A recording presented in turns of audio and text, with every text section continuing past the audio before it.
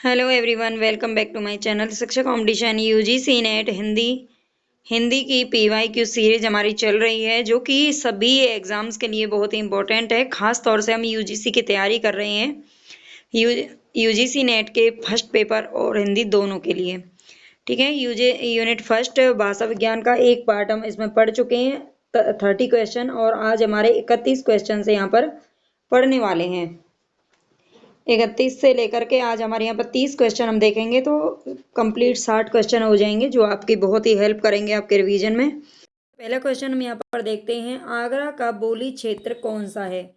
आगरा का बोली क्षेत्र, आगरा सभी जानते होंगे, ये उत्तर प्रदेश में पड़ता है। ठीक है, अवधी, खड़ी बोली, ब्रज या छत्तीसगढ़ी। तो आगरा मथुरा जो क्षेत्र है ये पूरा ब्रज क्षेत्र में आता है और यहाँ पर ब्रज भाषा बोली जाती है। ठीक है, ये ध्यान रखना है। आगरा, मथुरा, अलीगढ़, ठीक है, ये जो इधर का पूरा एरिया पड़ता है उत्तर प्रदेश का पश्चिमी, इसमें ब्रज भाषा बोली जाती है, ब्रज क्षेत्र है। नेक्स्ट क्वेश्चन है यहाँ पर, डॉक्टर सुनीत कुमार चटर्जी के अनुसार पूर्वी हिंदी आधुनिक भारतीय आर्य भाषाओं के किस वर्ग में आती है। सभी क्वेश्चन आपको देखने हैं, फुल वीडियो को वॉच किया करो, इससे आपको लाभ होगा। मैं भी बहुत स्पीड, मतलब बहुत धीरे नहीं चलती, स्पीड में ही चलती हूँ, जैसे आप पढ़ना पसंद करते हो। ठीक है, आपका कोई टाइम वेस्ट नहीं होगा। अगर आप थोड़ा टाइम वेस्ट पढ़ाई पे नहीं करोगे तो फिर आगे ज़्यादा वेस्ट करना पड़ जाएगा। ठीक है, मेरा कहने का मतलब यही है कि आप रुक करके किसी चीज़ को अच्छे से समझ के पढ़ा करो। डॉक्टर सुनीत कुमार चटर्जी के अनुसार पूर्वी हिंदी आधुनिक भारतीय आर्य भाषाओं के किस वर्ग में आती है। उदीच्य, प्रतीच्य, मध्य देशीय या फिर प्राच्य। तो ये आती है प्राच्य में। ठीक है, प्राच्य वर्ग के अंतर्गत आती है। डॉक्टर धीरेन्द्र वर्मा ने वैदिक ध्वनियों की संख्या कितनी मानी है। डॉक्टर धीरेन्द्र वर्मा ने वैदिक ध्वनियों की संख्या कितनी मानी है। 13 स्वर, 38 व्यंजन, और या इनको दोनों के मिलाकर 51। मतलब टोटल इन्होंने जो वर्णों की संख्या मानी है ध्वनियों की, वो 51 मानी है। तो हमारा पहला ही यहाँ पर करेक्ट हो जाएगा। 13 स्वर माने हैं डॉक्टर धीरेन्द्र वर्मा ने, 38 व्यंजन माने हैं, और 51। ठीक है, दोनों को मिलाकर कितने वर्ण बनते हैं, 51। ये ध्यान रखना है, 51 किसने माने हैं, तो डॉक्टर धीरेन्द्र वर्मा के द्वारा माने गए हैं। नेक्स्ट क्वेश्चन है यहाँ पर, निम्नलिखित रचनाओं को उनकी भाषा के साथ सम्मिलित करना है। ये भाषा में ही आएगा, क्योंकि भाषा के साथ सम्मिलित करना है। कवितावली, ये तुलसीदास की रचना है कवितावली। तो ये किस में लिखी हुई है, ये ब्रज भाषा के अंतर्गत लिखी गई है। पृथ्वीराज रासो की बात करें तो ये पिंगल भाषा में है। और बरवे नाई का भेद अवधी भाषा, और अमीर खुसरो की जो पहेलियां हैं वो खड़ी बोली में लिखी गई हैं। ठीक है, अमीर खुसरो को खड़ी बोली का ही मतलब इन्होंने खड़ी बोली को बहुत महत्व दिया था, काफ़ी आगे बढ़ाया था। इसकी बहुत ज़ोर शोर से इन्होंने मतलब इन्होंने बहुत सारे ग्रंथ हैं जो इसमें लिखे थे, तो इनको खड़ी बोली का जनक भी माना जाता है। तो अमीर खुसरो की जो मुकरियाँ हैं ये खड़ी बोली में आती हैं। ठीक है, इनको याद रख लेना। नेक्स्ट है यहाँ पर, सिंधी भाषा का विकास अपभ्रंश की किस बोली से माना जाता है। सिंधी भाषा का विकास अपभ्रंश की किस बोली से माना जाता है। ब्राचड़, पैसाची, मागधी और अर्धमागधी। तो ये माना जाता है ब्राचड़ भाषा से। ठीक है, ब्राचड़ भाषा से किसका, सिंधी भाषा का विकास हुआ है। नेक्स्ट है यहाँ पर, ग्रिम नियम का संबंध किससे है। तो ग्रिम नियम का संबंध किससे है, स्वेनिम विज्ञान, बोली विज्ञान, अर्ध विज्ञान या फिर कोश विज्ञान। तो ग्रिम नियम का संबंध किससे आता है, तो इसमें हमारा राइट आंसर हो जाएगा स्वेनिम विज्ञान, यानी कि ए हमारा यहाँ पर करेक्ट है। ठीक है, स्वेनिम विज्ञान से संबंध है किसका, ग्रिम नियम का। हिंदुस्तानी भाषा का रूप क्या है, संस्कृत निष्ठ हिंदी, उर्दू मिश्रित, दक्कनी हिंदी, ब्रज अवधि का मिश्रित रूप। जो नहीं पढ़ा है जिन्होंने, है ना, उनके सीधा सीधा यही लगेगा कि ये संस्कृत निष्ठ है, लेकिन नहीं, ये हिंदी उर्दू मिश्रित है। जो हिंदुस्तानी भाषा है वो हिंदी उर्दू मिश्रित है। बहुत सारे वर्ड हैं जो हम अपने डेली में उर्दू के बोलते हैं, लेकिन हमें पता ही नहीं होता कि ये उर्दू का है या हिंदी का है। निम्नलिखित में से अर्ध स्वर कौन सा है। तो अर्ध स्वर बताना है हमें यहाँ पर, कौन सा है। अर्ध स्वर 4 होते हैं, य, र, ल और व। ठीक है, इसमें देख लीजिए कौन सा आ रहा है, य आ रहा है। ये अंतस्थ व्यंजन भी बोले जाते हैं, और वैसे अर्ध स्वर बोलते हैं इनको। बोली का लघुत्तम रूप क्या है। बोली का लघुत्तम रूप क्या है, व्यक्ति बोली, उपबोली, सहायक बोली या वर्ण। तो बोली का लघुत्तम रूप पूछा है आपसे, आप सीधा वर्ण मत कर देना, क्योंकि वर्ण नहीं आता, व्यक्ति बोली इसका सही आंसर है। नेक्स्ट है, निम्नलिखित में से कौन द्रविड़ परिवार की भाषा है? द्रविड़ परिवार, द्रविड़ की मतलब आप समझ सकते हैं, द्रविड़ किसको बोलते हैं? दक्षिण को बोलते हैं, ठीक है। दक्षिण पर जो हमारा हिस्सा है भारत का, वहाँ की भाषाओं को द्रविड़ परिवार बोला जाता है।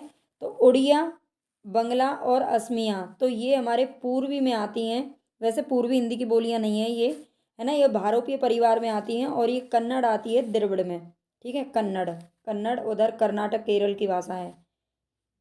किस क्षेत्र की बोली को काशिका कहा गया है?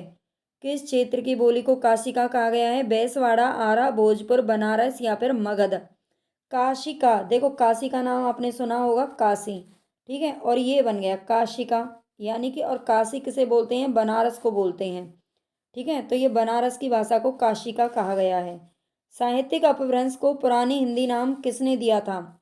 साहित्यिक अपभ्रंश को पुरानी हिंदी किसने कहा था? तो ये किसने कहा था? रामचंद्र शुक्ल, हजारी प्रसाद द्विवेदी, शिव सिंह सेंगर या राहुल सांकृत्यायन। तो ये कहा है हमारे रामचंद्र शुक्ल जी ने, ठीक है। साहित्यिक अपभ्रंश को पुरानी हिंदी नाम किसने दिया था? रामचंद्र शुक्ल जी ने। ये पुरानी हिंदी का नाम देखते ही चंद्रधर शर्मा गुलेरी की याद आती है। मतलब कहने का यही कि उनका ही नाम अगर यहाँ पे होता तो उसको ही 99% बच्चे सही कर देंगे, है ना, लेकिन इसमें साहित्यिक अपभ्रंश की बात हो रही है। निम्नलिखित में से कौन भारोपीय परिवार की भाषा नहीं है? मराठी है, गुजराती है, हिंदी भी है, लेकिन जो मलयालम भाषा है, मलयालम भाषा कहाँ की है? केरल की है ना। और जो कन्नड़ भाषा थी वो कर्नाटक की है। तो भारोपीय परिवार की भाषा ये नहीं है, ये द्रविड़ परिवार की भाषा है। बिहारी उपभाषा वर्ग के अंतर्गत कौन सी बोली है जो नहीं आती है? बिहारी उपभाषा वर्ग के अंतर्गत भोजपुरी, बुंदेली, मगही या मैथिली। भोजपुरी, मगही और मैथिली ये तीनों भाषाएं आती हैं, लेकिन जो बुंदेली है ये किसके अंतर्गत आती है? तो ये पश्चिमी हिंदी के अंतर्गत आती है, ठीक है। पश्चिमी हिंदी के अंतर्गत आती है कौन सी? बुंदेली, इसका नाम ध्यान रखना। खड़ी बोली के लिए सुनीत कुमार चटर्जी ने किस शब्द का प्रयोग किया है? खड़ी बोली के लिए सुनीत कुमार चटर्जी ने जनपदीय हिंदुस्तानी, वर्नाक्युलर हिंदुस्तानी, कौरवी या फिर रेखता, तो ये जनपदीय हिंदुस्तानी का नाम दिया है। हिंदी वर्णमाला में ये है अंग और अह, ये क्या है दोनों? क्या ये दोनों स्वरों में आते हैं, व्यंजन में आते हैं, अयोगवाह या फिर संयुक्ताक्षर हैं? ये हमारे अयोगवाह में आते हैं। किस में आते हैं? अयोगवाह दो होते हैं, अंग और आह, ठीक है। नेक्स्ट है यहाँ पर, अपभ्रंश की उत्तरकालीन अवस्था का नाम क्या है? अपभ्रंश की उत्तरकालीन अवस्था का नाम क्या है? पाली, प्राकृत, संस्कृत या अभट्ट। अपभ्रंश की उत्तरकालीन अवस्था का नाम है अभट्ट। अपभ्रंश में कुल कितने स्वर थे? अपभ्रंश भाषा में स्वरों की संख्या पूछ रहा है, 8, 12, 10 या 9। तो 8 स्वर थे केवल। आधुनिक आर्य भाषाओं के वर्गीकरण के अनुसार पूर्वी समुदाय की भाषा कौन सी नहीं है? आधुनिक जो आर्य भाषाएं हैं उसके वर्गीकरण के अनुसार पूर्वी समुदाय की भाषा कौन सी नहीं है? उड़िया, मराठी, बिहारी या फिर बांग्ला। इनमें से कौन सी भाषा है जो कि आधुनिक आर्य भाषाओं के अंतर्गत नहीं आती है? बताइए।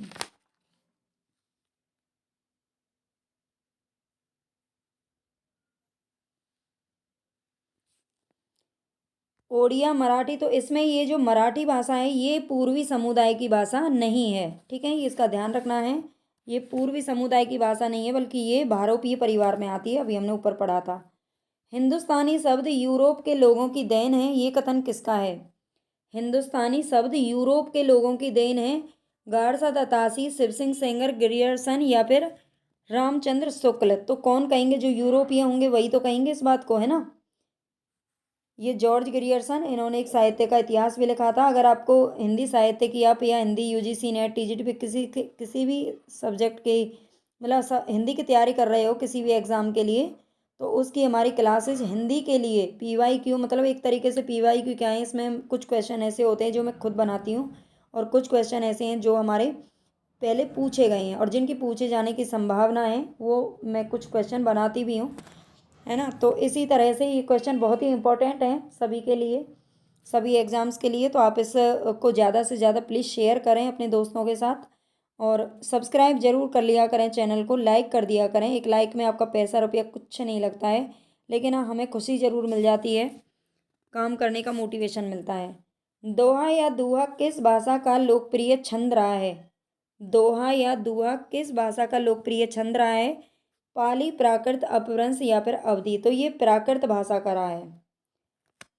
नेक्स्ट है यहाँ पर पश्चिमी हिंदी की दो बोलियों का सही युग्म कौन सा है? कन्नौजी, अवधी, ब्रज, बघेली, छत्तीसगढ़ी। देखो सबसे पहली बात है इसमें अवधि, मैं आपको 3 भाषाएं बता देती हूँ, उनको लगा हटा दोगे ना तो आपको पश्चिमी हिंदी भी याद हो जाएगी। अवधी, बघेली और छत्तीसगढ़ी। अवधी, बघेली और छत्तीसगढ़ी, ये 3 जो भाषाएं ना इनको याद रख लेना, ये पूर्वी हिंदी की हैं। किसकी हैं? पूर्वी हिंदी की। अब आपको यहाँ पर देखो अवधी दे रखा है, यहाँ पर कौन सी दे रखा है? अवधी, बघेली दे रखा है और यहाँ पर छत्तीसगढ़ी दे रखा है। तो ये तीनों ही हमारी पश्चिम हिंदी की सही बोली नहीं हो सकती, तो हमारा डी ऑप्शन यहाँ पर सही हो जाएगा। ठीक है, इस तरह से आप इसको कर सकते हो। आप पूर्वी हिंदी याद रख लो क्योंकि इसमें 3 भाषाएं आती हैं जो बहुत ईजी हैं याद करना, अवधी, बघेली और छत्तीसगढ़ी, है ना। पश्चिमी हिंदी की भले ही आप भूल भी जाओगे तब भी आप इसको अगर याद रखोगे ना तो इनको कर ले जाओगे। बाकी जो राजस्थानी मराठी है ना वो अलग ही पहचान में आ जाती हैं, इनमें थोड़ा सा कन्फ्यूजन रहता है। अर्धमागधी अपभ्रंश से विकसित बोली कौन सी है? अर्धमागधी से बांगरू, बघेली, ब्रजभाषा या फिर भोजपुरी। अर्धमागधी अपभ्रंश से विकसित बोली कौन सी है? तो देखो अर्धमागधी से जो विकास हुआ है ना वो किसका हुआ है? पूर्वी हिंदी का विकास हुआ है। किसका हुआ है? सौरसेनी अपभ्रंश से पश्चिमी का हुआ है और अर्धमागधी से पूर्वी हिंदी का हुआ है। और पूर्वी हिंदी की बोली अभी मैंने आपको बताई थी अवधी, बघेली और छत्तीसगढ़ी, तो ये बघेली आ जाएगा। ठीक है, बघेली जो है अर्धमागधी अपभ्रंश से विकसित बोली है। निम्नलिखित में से किस भाषा को संविधान की अष्टम सूची में शामिल नहीं किया गया है? अष्टम सूची में 22 भाषाओं का जिक्र है, उसमें डोगरी, मणिपुरी, मैथिली, छत्तीसगढ़ी कौन सी भाषा है जो उसके अंदर नहीं आती है? डोगरी, मणिपुरी और छत्तीसगढ़ी तो है, लेकिन इसमें जो एक मिनट, मैथिली भाषा है, भोजपुरी नहीं है ना। और इसके अंदर छत्तीसगढ़ी भाषा का भी जिक्र नहीं है। इनमें कौन सी बोली है जो कि आकार बहुला है, जिसमें आ की भाषा ज़्यादा आती है? ठीक है, खड़ी बोली, ब्रज, बुंदेली या फिर कन्नौजी। तो खड़ी बोली जो है ये आकार बहुला है। ठीक है, आकार बहुला, ये ध्यान रख लेना, इसमें आ का शब्द ज़्यादा आता है। कंठोष्ठ्य ध्वनि का उदाहरण क्या है? कंठोष्ठ्य जो कंठ और ओष्ठ दोनों से बोला जाता है, तो ऐसा शब्द, ऐसा इसमें से ध्वनि कौन सी है? देखो क तो सीधा सीधा हमारा कंठ का है, ठीक है, और जो त है ना वो दंत का है, त दंत है। ए की अगर बात करें तो ए में हमारे ओष्ठ तो कहीं छू नहीं रहे। ओ जो होता है ना ये हमारा कंठोष्ठ ध्वनि का उदाहरण है, इसको याद कर लेना। अगर बोल के देखेंगे तो इसमें जो ओठ है ना कहीं काम करते हैं और कंठ काम करता है। इनमें से कौन सी ध्वनि है जो संयुक्त व्यंजन है? संयुक्त व्यंजन कौन सा है? संयुक्त व्यंजन वैसे तो आप जानते होंगे, अक्षय तृज्ञ जो होते हैं, ये वाले जो होते हैं ना ये, और एक ये संयुक्त व्यंजन में आते हैं, लेकिन वो संयुक्त व्यंजन नहीं पूछ रहा है यहाँ पे आपसे। ये कौन सी ध्वनि संयुक्त व्यंजन में आ रही है? क, च, ट, ओ, है ना। तो ये तो होंगे ही नहीं, इन दोनों में से कन्फ्यूजन जरूर सबको होगा, लेकिन ये इसमें संयुक्त व्यंजन आता है। ठीक है, ये संयुक्त व्यंजन है। प्रियतन के आधार पर ल किस प्रकार की ध्वनि है? ल किस प्रकार की ध्वनि है? पार्श्विक, उत्क्षिप्त, प्रकंपित या संघर्षहीन।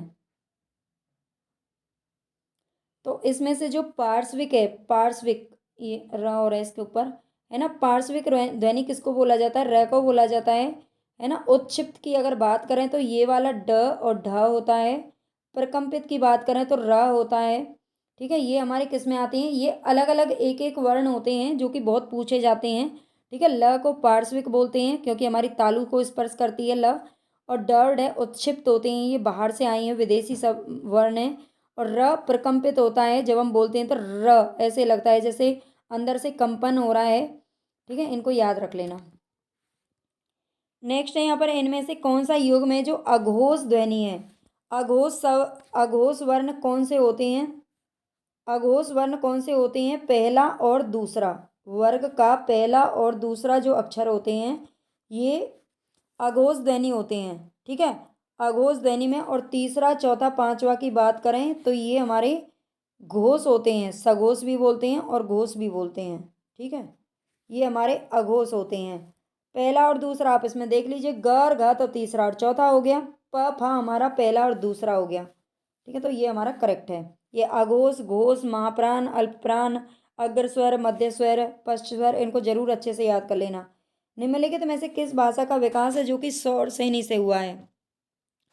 गुजराती, पंजाबी, मराठी या फिर सिंधी? स्वर्ण श्रेणी से किसका विकास हुआ है? तो ये हुआ है भाई गुजराती का। ठीक है, किसका हुआ है? ये गुजराती का हुआ है, इसका याद रख लेना।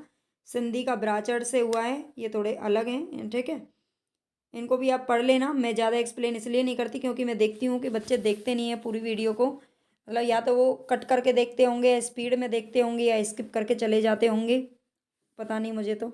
लेकिन पूरा वीडियो आप वॉच नहीं करते, इसीलिए मैं अब स्पीड से पढ़ाती हूँ। ओके, थैंक यू भाई। अच्छी लगी हो तो क्लास लाइक ज़रूर करके जाना, सब्सक्राइब कर लेना चैनल को और शेयर कर देना। धन्यवाद।